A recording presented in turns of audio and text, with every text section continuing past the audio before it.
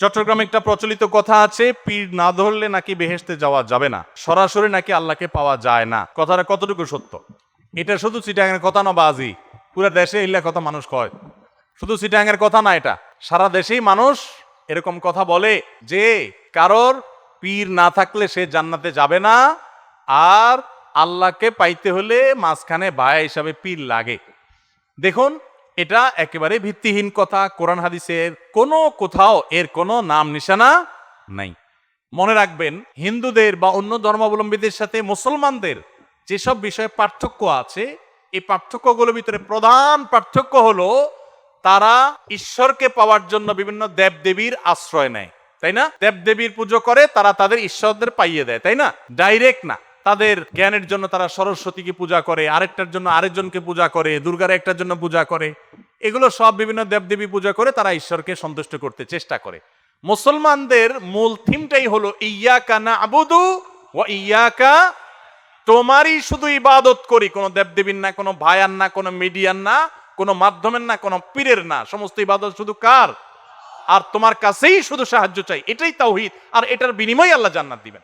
এজন্য কোনো মুসলমান, কোনো ভাই আমার, কোনো বোন আমার যেন শিরকে লিপ্ত না হন, ভাইরা আমার।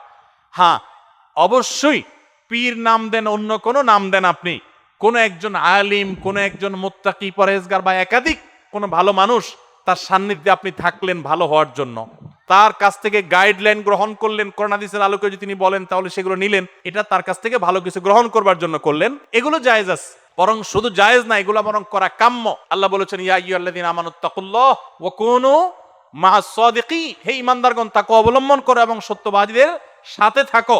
সেই হিসাবে আপনি ভালো মানুষ, নেককার মানুষ, আল্লাহওয়ালা মানুষ, পরেজগার মানুষ, তাদের সাথে থাকবেন, ওঠা বসা করবেন, তাদের সান্নিধ্যে দিবেন। কিন্তু ওই যে পীর না ধরলে, ধরাধরি জিনিসটা তো ভাই ভালো জিনিস না। কি বলেন ও বাজি? ধরাধরি কি ভালো জিনিস নাকি? ধরাধরি করা, ধরাধরি কাউকে যদি ধরে, এটা তো নেগেটিভ অর্থে হওয়ার সম্ভাবনা আছে, তাই না? এখন বলছেন পীর না ধরলে বেহেশতে যাওয়া যাবে কিনা। ভাই, কারো ধরাধরি করার দরকার নাই।